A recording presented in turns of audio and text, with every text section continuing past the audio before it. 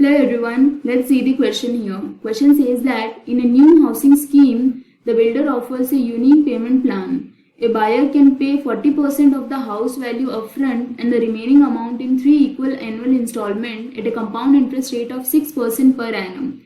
If Alex bought a house for $350,000 and used this payment plan, what will be the approximate value of each installment he has to pay?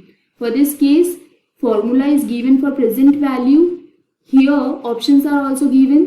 सबसे पहले हम solution start करते हैं with the given data. यहाँ पर given है price of house की price है $350,000.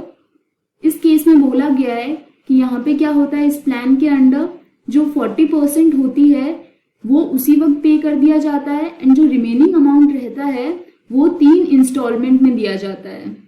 सो 40% इट इज पेड अपफ्रंट, तो 40% ऑफ 3,50,000 ये वैल्यू आ जाएगी 1,40,000. So this is $1,40,000.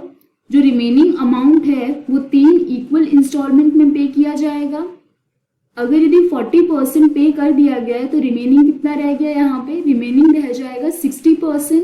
So remaining in 3 equal installment ये प्राइस है 60% of the price of house which is 3,50,000. So 60% of 3,50,000 ये इक्वल हो जाएगा 0.60 मल्टीप्लाइड बाय 3,50,000 एंड जब इसको सॉल्व करेंगे ये वैल्यू आ जाएगी $2,10,000. सो फॉर दिस केस ये जो अमाउंट 3 इक्वल इंस्टॉलमेंट में पे करना है इसके लिए कंपाउंड इंटरेस्ट रेट है 6% पर एनम एंड यहाँ पे n क्या है 3 है, दैट इज इक्वल इंस्टॉलमेंट का नंबर. एंड यहाँ पे जो present value it is 2,10,000. So present value here this is 2,10,000. P यहाँ पे पीरियोडिक पेमेंट है एंड फॉर्मूला यहाँ पर गिवन है.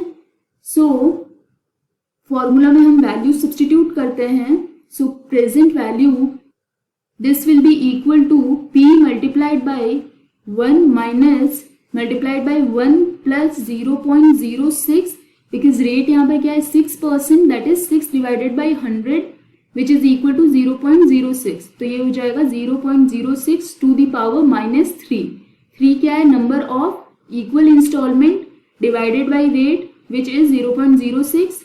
यहाँ पे जब इसको सॉल्व करेंगे so 2,10,000 this will be equal to P multiplied by 1 minus 1.06 to the power minus 3 divided by 0.06. So when we solve this further ये हो जाएगा 2,10,000 equal to P multiplied by 2.67301. Therefore, P this will be equal to 2,10,000 divided by 2.67301, which is equal to 78,563.118. Therefore, for this case हमें यही find out करना था that what will be the approximate value of each installment that he has to pay.